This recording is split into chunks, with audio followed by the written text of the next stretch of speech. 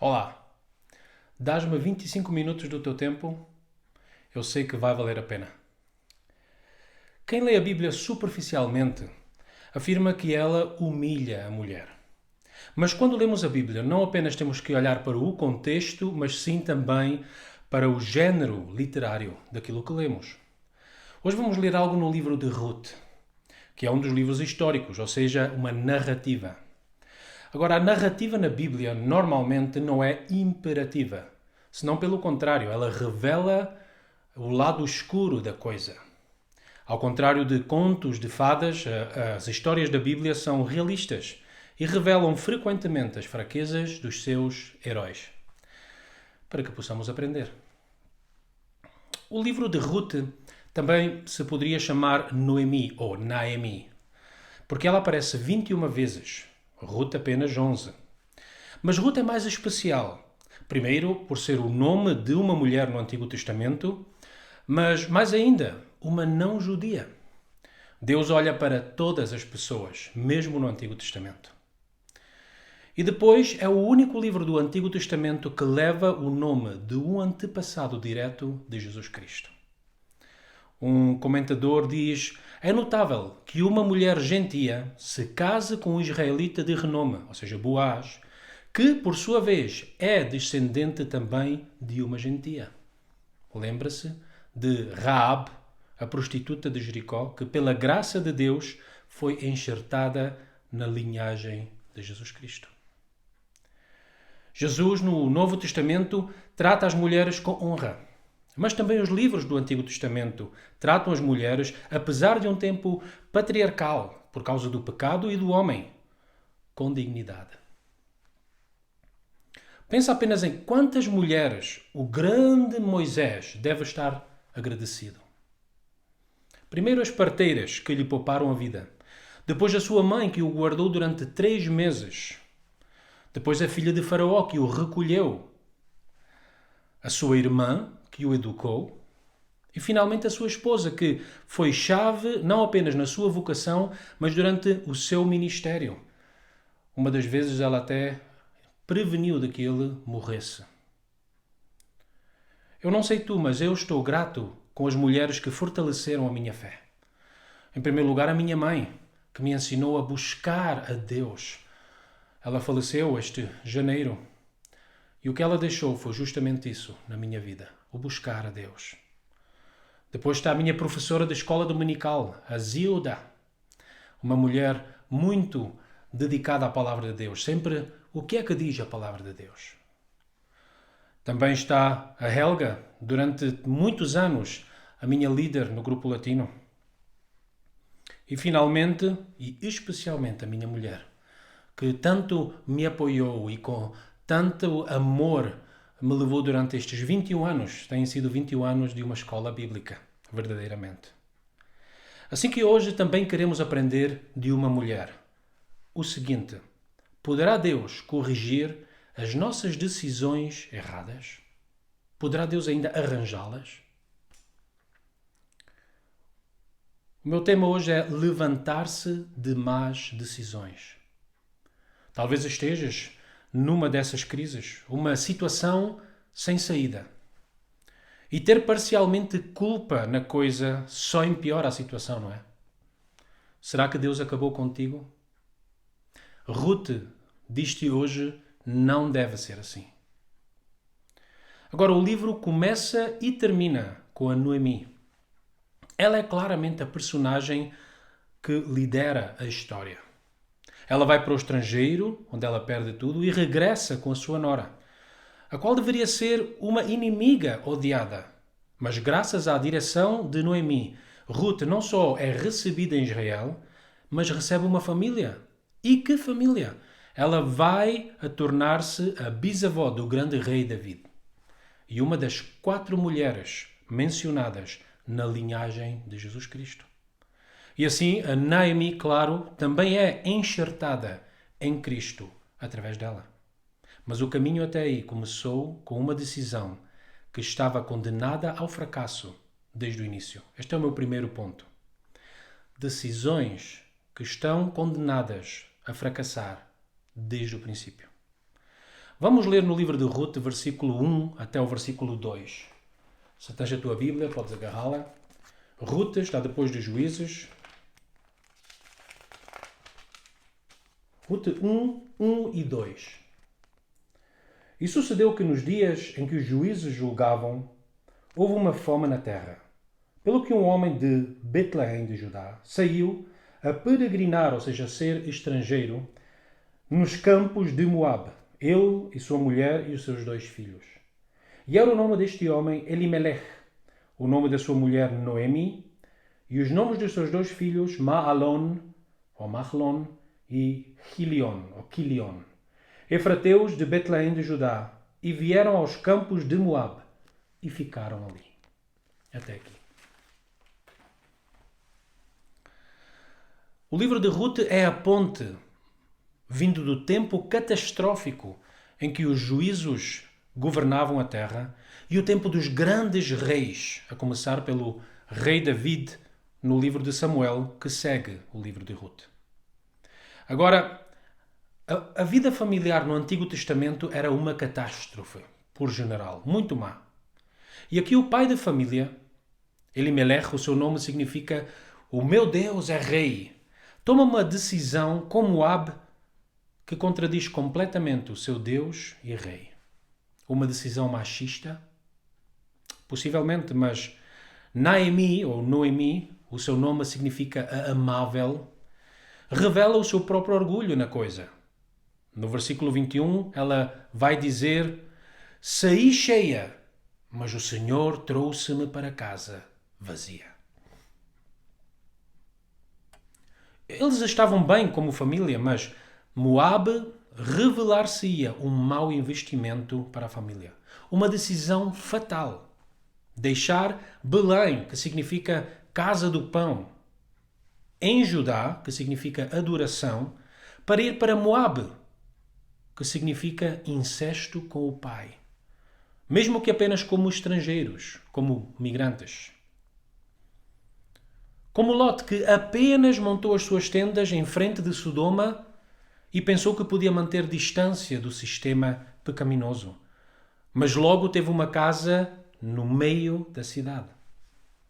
Não sabemos o que levou esta família a ir para Moabe, um território inimigo.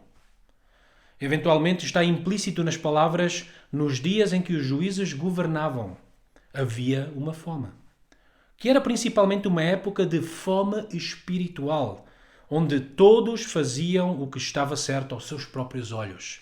A frase que determina o livro dos Juízes é a frase com a qual o livro também termina, na página anterior, ou talvez até mesmo na mesma página, Juízes 21, 25.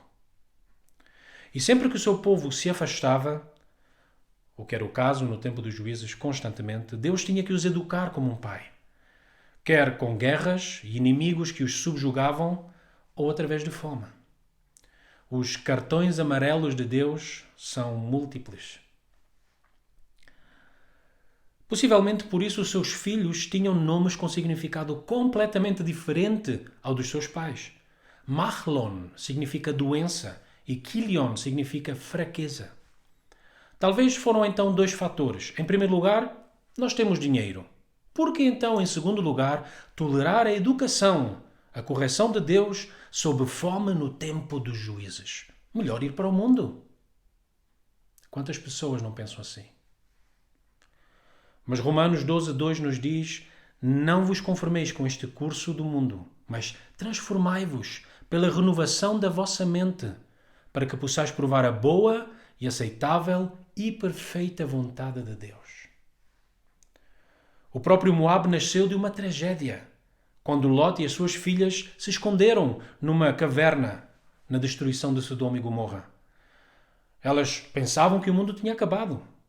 Pensavam ser os únicos sobreviventes. Então embebedaram o seu pai e geraram com ele 2 filhos. Ambos se tornariam inimigos fatais, mortais de Israel. Amon e Moabe, o fundador da terra da migração de Noemi. É devastadora a forma como as filhas de Ló aprenderam os costumes pecaminosos de Sodoma. Moabe, como povo, era tão perverso que Deus não permitia nenhum amonita ou moabita na congregação do Senhor. Êxodo 23, versículo 4. Porque eles fizeram pecar a Israel no deserto de tal forma que num só dia morreram 23 mil. Mas primeiro, nestes versos, nada soa negativo, não? Ainda não.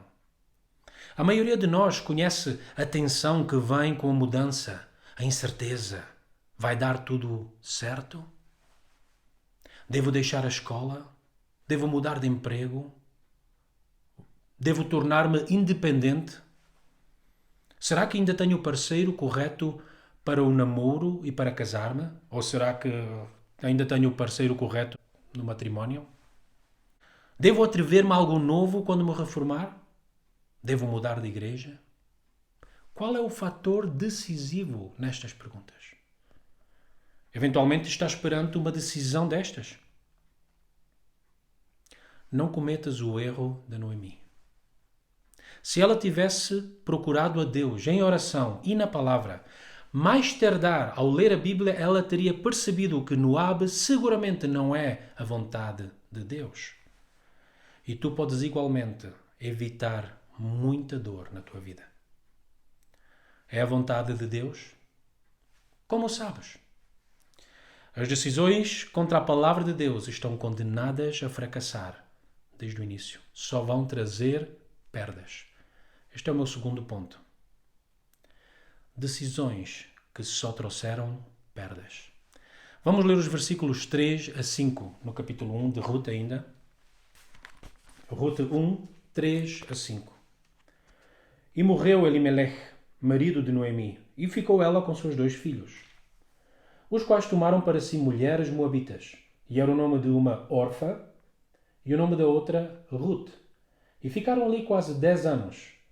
E morreram também ambos, Mahlon e Quilion, ficando assim esta mulher desamparada dos seus 2 filhos e do seu marido. Quanta emoção contêm estes versículos, especialmente dor. O marido de Noemi morre, o que é bastante trágico, mas além disso ela está numa terra estrangeira, como mulher. Que direitos vai ter ela assim? Quem vai cuidar dela? Os seus 2 filhos. E ambos casam. Que boa notícia. Não. É uma segurança falsa porque, como moabitas, não lhes era permitido casar. Não se pode corrigir um erro cometendo um outro erro. Porque não regressou Noemi neste momento? Os seus filhos ainda teriam recuperado a herança.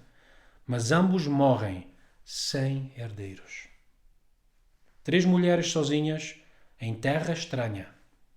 Noemi revelará mais tarde o seu coração e as feridas profundas. No versículo 20 ela diz: não me chamem Noemi, mas Mara, pois o Todo-Poderoso tornou tudo muito amargo para mim. Este é um jogo de palavras. Noemi, a amável, ou a doce, também pode-se descrever assim, tornou-se amarga. A questão é, por que é que Deus permite que tudo isto aconteça? Mas vamos parafrasear a vista de Deus, o ponto de vista de Deus sobre toda a história de todo o livro. São apenas 4 capítulos. Será que Deus, o rei, deixaria que a sua amada fosse para Moabe, para que lá morresse toda a sua doença e a sua fraqueza, e também deixasse para trás a sua teimosia, que é o significado de órfã, da sua nora que vai ficar por trás, para receber uma nova companheira, que é o significado de Ruth, a qual a traria de volta para enxertá-la em Cristo. Nós conhecemos o happy end. A Noemi recupera as suas terras, e quanto a Ruth, ao casar-se com Boaz, ele próprio não é apenas rico, mas eles vão ter um filho. Mas, segundo a lei, esse filho é filho do falecido marido de Ruth, Mahlon. Isso diz no capítulo 4, versículo 10. E assim a herança regressa à família de Noemi. Vamos ler o que dizem as suas vizinhas no capítulo 4, no fim do livro, capítulo 4, versículo 14 e 15. Então as mulheres disseram a Noemi: Bendito seja o Senhor que não deixou hoje de te dar remidor, e seja o seu nome afamado em Israel. Ele te será recriador da alma e conservará a tua velhice, pois a tua nora, que te ama, o teve, e ela te é melhor do que 7 filhos. Que afirmação a favor de uma mulher. Mas quem dentre nós não sabe exatamente quão amargo é ter que comer o fruto podre das nossas decisões erradas? Quem entre nós não sofreu decisões fatais? E todos somos muito bons em desculpar-nos com as circunstâncias, com as outras pessoas. Ou, o melhor, o clássico é com Deus, como Noemi. O Todo-Poderoso tornou tudo muito amargo na minha vida. Talvez não esperamos pelo cônjuge certo. Ou mudamos o emprego em vez de mudar a nossa má atitude. Ou talvez as nossas decisões foram apanhadas numa crise que não previmos, como a corona. Talvez decisões orgulhosas nos levaram a cair na ruína financeira. Isto acontece também com cristãos. Se Deus os tem que educar, Ele permitirá que situações assim aconteçam. Até que as nossas orações comecem a transformar-se de Senhor, muda esta situação, muda esta pessoa, em Senhor, se Tu estás conosco, estamos satisfeitos. Não importa se Tu não mudas as circunstâncias exteriores, mas muda o nosso coração. Não deixes que as tuas decisões erradas, ou as que tomaram por em cima da tua cabeça, moldem negativamente a tua imagem de Deus. Não te amargues contra Deus. Não podes tirar Deus da equação. Ele permitiu esta situação. Mas a pergunta é porquê? Um fator crucial para sair do fracasso é reconhecer a tua própria culpa. Arrepender-te. E muitas vezes é apenas isso que Deus espera para que Ele possa intervir na tua vida. Não tentes corrigir um erro com outro erro. Só na vontade de Deus serás feliz. Se o Pai permite decisões erradas e perdas, é para te educar, para que voltes. Este é o meu último ponto. Decisões que forçam o regresso. Vamos ler agora os versículos 6 e 7. Outra vez, Rute 1, versículos 6 e 7. Então se levantou ela, Noemi, com as suas noras, e voltou dos campos de Moabe, porquanto na terra de Moabe ouviu que o Senhor tinha visitado o seu povo, dando-lhe pão. Pelo que saiu do lugar onde estivera, e as suas 2 noras com ela, e indo elas caminhando para voltarem para a terra de Judá.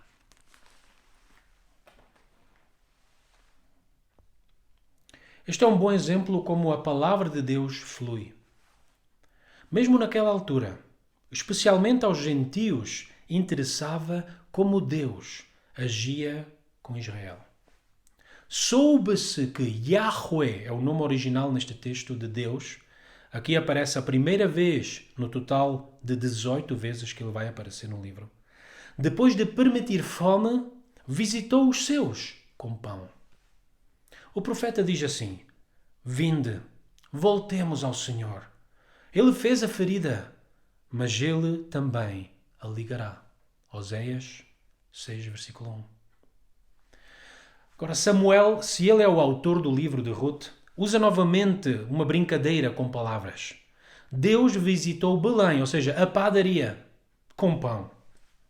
Deu-lhes pão aos padeiros. Esta é frequentemente a forma da educação de Deus.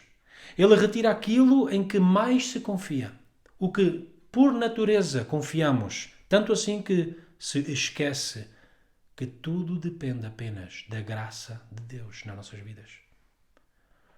Noemi aprendeu esta lição. Amargamente sim, mas seguramente. Então regressa.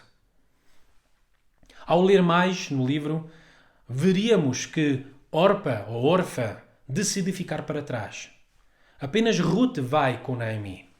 E há algo incompreensível. Por que quereria ela viver, em primeiro lugar, como viúva empobrecida e, segundo, uma moabita num território inimigo?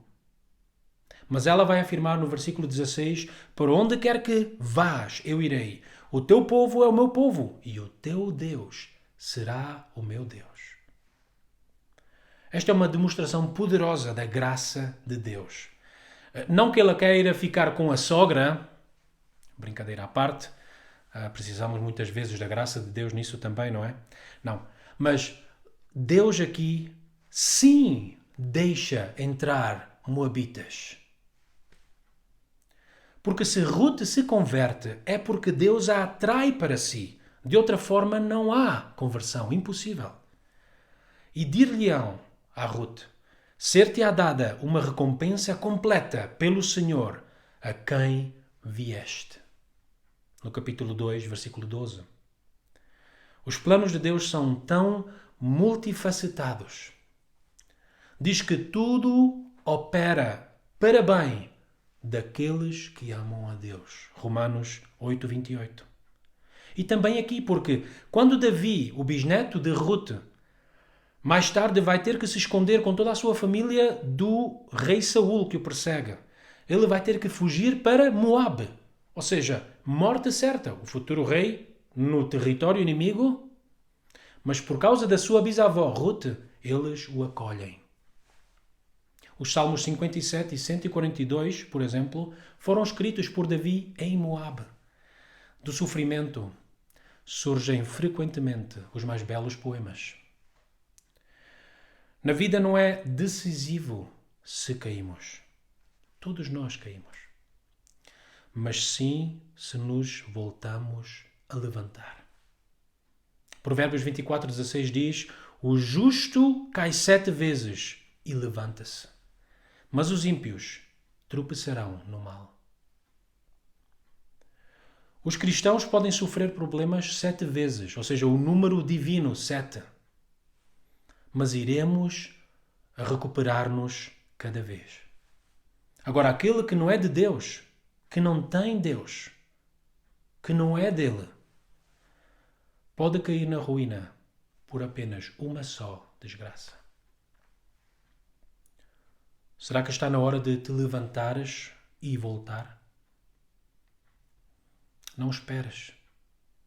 Em Cristo, na cruz, Deus apaziguou a sua ira contra as nossas transgressões, o nosso pecado.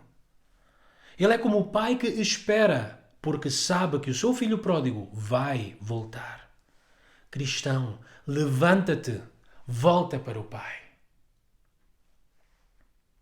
Para superar o fracasso e a perda de decisões erradas, temos que regressar a Deus. Deus pode transformar as nossas más decisões em bênção. Deus escreve reto sobre linhas tortas. Ruth e Naomi não são apenas uma bela história da escola dominical. Todos aprendemos muito com estas duas mulheres. Também, ou especialmente, adultos machistas. O livro de Ruth, numa frase, poderia ser assim explicado: através de uma crise, uma mulher média e a sua família destruída receberam um significado eterno. E isso porque voltaram e começaram a ordenar os seus passos de acordo com a palavra de Deus, a garantia do teu sucesso.